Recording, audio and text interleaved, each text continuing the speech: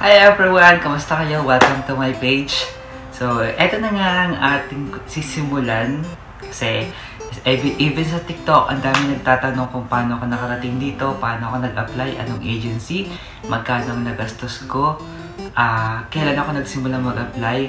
So, lahat ng yan ay sasagutin natin dito sa ating vlog na to, part 1. So, dito kasi nagsimula yan. Siyempre, unang-una tayo ay isang McDonald's manager sa Philippines, sa ating mahal na bansang sinilangan. Tayo ay manager doon. And of course, siyempre, yung McDonald's Philippines ay napakalaki ng part sa puso ko. Wow! Napakalaki ng part. Napakalaki ng room para marating natin ang bansang ito, ang ating pinapangarap na bansa. And, usually kasi ang hina-hire ng agency is yung currently working. During their interview, sinabi nila yan na ang hina-hire lang nila ay currently working. And sa case ko, nag-apply ako before na of course nasa McDonald's pa tayo. Kasi nga, yun yung kailangan nila na hina-hire nila. Ano ba? Nalulutang tayo. Kasi sobrang haba eh. So, simulan natin sa simula. Siyempre, may isa akong nalipat ako sa 759 store dati. And sabay kami nalipat ni Ma'am Romy. Hi Ma'am Romy, shoutout sa'yo na nasa Saskatchewan.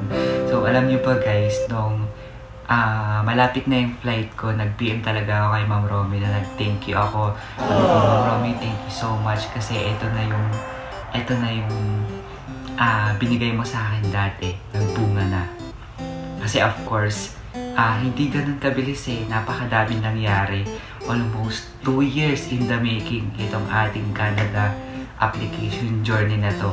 So, first of all, binigyan niya ako ng email, 2 email yon, yung isa. Doon ko sinende yung isa naka-CC lang. Then, of course, after pagkabigay ni Ma'am Romy, nag-reply naman agad sila, sina Sir Sean Tangsok. Nag-reply naman agad sila and sina Sir Maurilio sa email ko. And then, yun nga, of course, kailangan natin gumawa ng formal email, may application letter, and then yung updated mo na resume. Then after that, pagka-send ko, parang ilang araw na set ako for interview, na initial interview, and then after that hindi na pala ako nakarating sa employer nun kasi first timer natin at grabe ang kabang-kaba natin.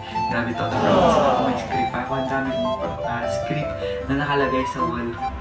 Pero hindi ko talaga sila napakinabangan. Of course, yung job profile mo kailangan mong sauluhin and yung work experiences mo.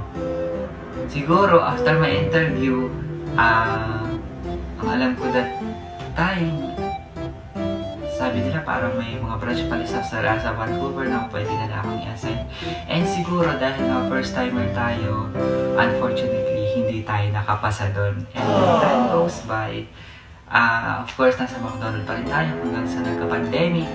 Parang year 2019 up to hanggang sa dumating na nga yung pandemic 2021. Yun.